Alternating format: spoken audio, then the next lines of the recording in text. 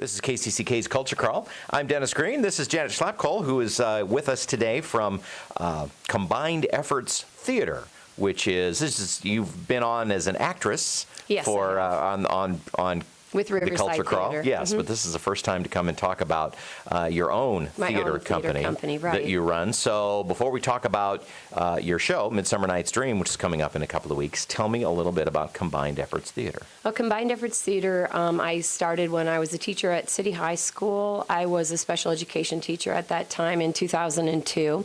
And I also was the assistant drama director with Douglas Stina. And I just noticed that so often a lot of my students would come in and they'd either be maybe singing or they'd do an impression of something or they were doing voices or characters. And there was a lot of talent in just kind of the off-stage behaviors. So I had they would, these are students. These are special education who probably students. would never try out. Would not audition. Yeah. Absolutely not. The audition process itself is something that presents enough of an anxiety-provoking situation, and also is not something that always is ideally suited to show the skills of even a regular high school student, because it's an unnatural situation. Oh, I have blown many an audition.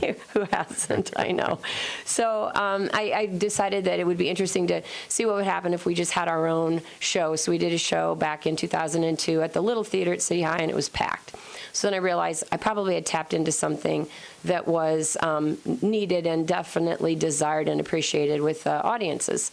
So, and I had written that first adaptation. So from there, we really just kind of kept growing, and by adding people outside the high school, eventually we became a citywide and community-wide, and now a nonprofit. About 6 or 7 years ago, we became a 501(c) nonprofit organization. And we no longer regularly perform at City High School. Our audiences just got too big, the audience space for the smaller space. So we've performed at the Johnson County Fairgrounds. We have also now added a dance team and a men's choir. Men's choir just sang this last weekend at the 4th of July ceremony or celebration at Coralville. So we are seen in and about town all around, but it's no longer, I'm their artistic director, but it's a large group of people that collaborate on any of our given performances. Christina Sullivan and Ryan Saroy are our dance choreographers, and we're kind of in an in-search temp position right now with our men's choir director. We've had several in the past, and they've moved on to do other things. So in our summer and our winter and spring shows, we combine all three companies, dance, choir, and the acting company, and we do a big show. And that's what this one is coming up, is an adaptation I wrote of A Midsummer Night's Dream by William Shakespeare. And so what in adapting it, what changes did you make from versions of the show that we've seen? That you'd be familiar with. Yeah. So actually, I've never written an adaptation, and it was really fun. I enjoyed the process a lot. And the biggest, so if you're a Shakespeare scholar and you come to the show, you might notice some difference in the... You'll be offended. You'll be offended by the rhyme and meter patterns, because he alternates between blank verse and with certain characters. So possibly some Shakespearean ear might find some portions of that, like this isn't true Shakespeare. But I also took a lot of the original work, and sometimes I put it in the mouth of a different character.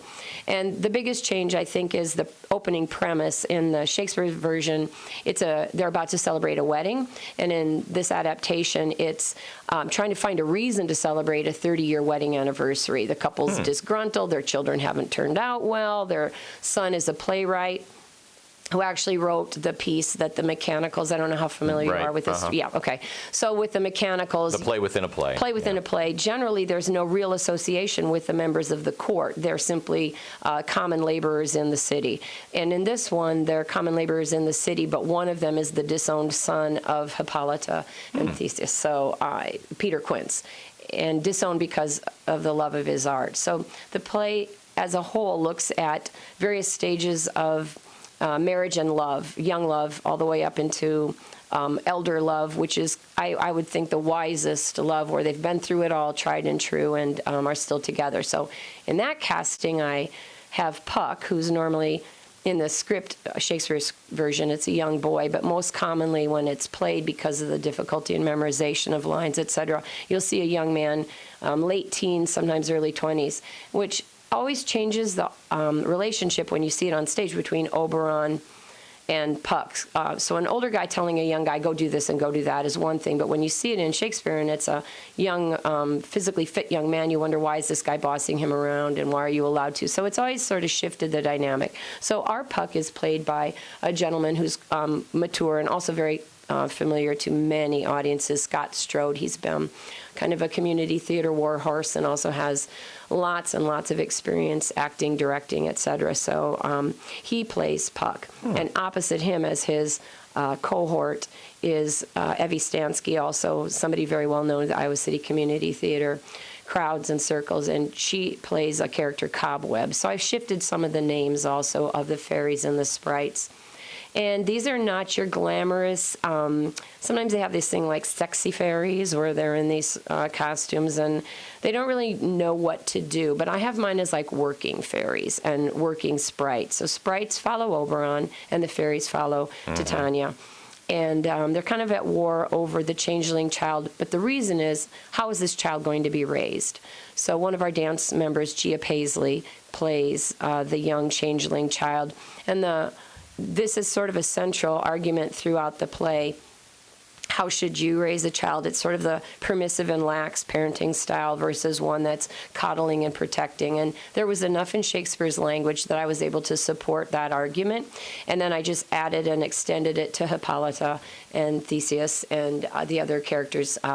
Aegeus comes with a great complaint about his child Hermia. She's going to marry this other man, and he's got a contract for her.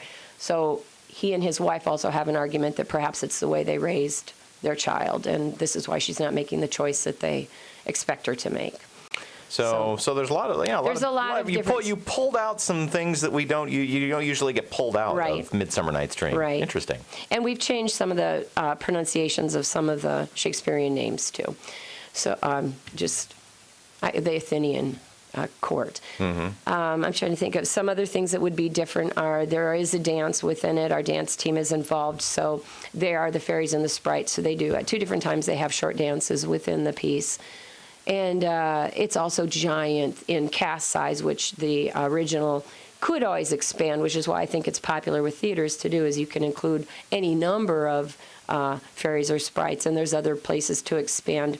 And in this one, we've expanded within the number of people in the mechanicals and also with the number of people in the fairies and sprites. We've added 6 characters. There's a rat catcher. There's a daughter and a son of the king and the queen, as I mentioned before. So there's almost 48. And when I say almost, because it's always unclear sometimes who's going to make the final performance. You can't be nervous about that. I can't get a ride. Yeah. Yeah. Honestly. Talking with Janet Schlapkohl from Combined Efforts Theater about your upcoming production, which is the weekend of the 24th, right? July 23rd, 24th, and 25th, and it's at 7 o'clock, and it's an outdoor performance, so we have a rain date of July the 26th, that following Sunday. And this is actually on your property, so it's not it's not at what we would say one of the regular theater places. No, it is not. So explain how people find out about the location. Yes, you'd go to our website, combinedefforts.org, and there's a really simple link you can click on to purchase tickets online, which I do advise because we do limit the number of seats just because we want to limit the number of cars parking. So it's very smooth with parking, but there's 100 tickets or 110 tickets for sale. So and a big cast. So obviously if a person was interested in going, the earlier the better, to click on the tickets online, and then they know they have a seat when they drive out there. And the other things that are interesting is sometimes a rooster or a chicken might interrupt a scene with cackling or crowing. There's sheep on the property, a pony. So it's also got a really beautiful view of the Iowa countryside. Oh. So if the weather cooperates, it's always quite delightful. And July is less dicey than June for rain, although this summer's been. You just never know. You do not know. That's true. Of course, you talk for just a minute about the range of abilities, and obviously the point of this troupe is to be inclusive and to offer differently abled people the chance. Right. But you've got, obviously I'm sure you've got, as you said in your leads, you've got some people who've done a lot of theater, and then at the other end you've got people who've done no theater and also come with, with some challenges. Right. Yeah. Our company members have a great deal of experience, and I think the thing that surprises audiences the most is your expectation that someone who you may see before you could run into somebody at another location and not know that they actually were an incredibly gifted singer, or not know that they can do a spot-on English Cockney accent and it sounds amazing and they're loud and clear and they have an incredible gift for acting, mimicry, and presence and character and stage presence. Those things are gifts that don't seem to follow the traditional pattern of what we consider abled or disabled. That is something that some people have despite any other things, and other people that you might think are very able and very capable don't have that spark. Now, they still may want to act, but what happens very often is it's never partnered. You don't have a buddy holding you up. It's all part of, everybody has an equal role in moving the scene forward and in staying in character. And so you won't see something where somebody's helping. There's no helping.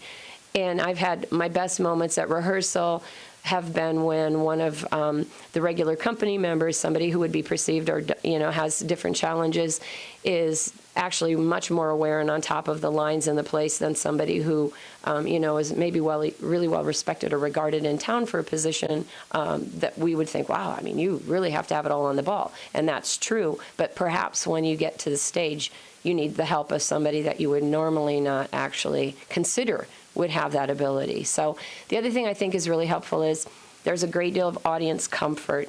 You don't feel that awkward.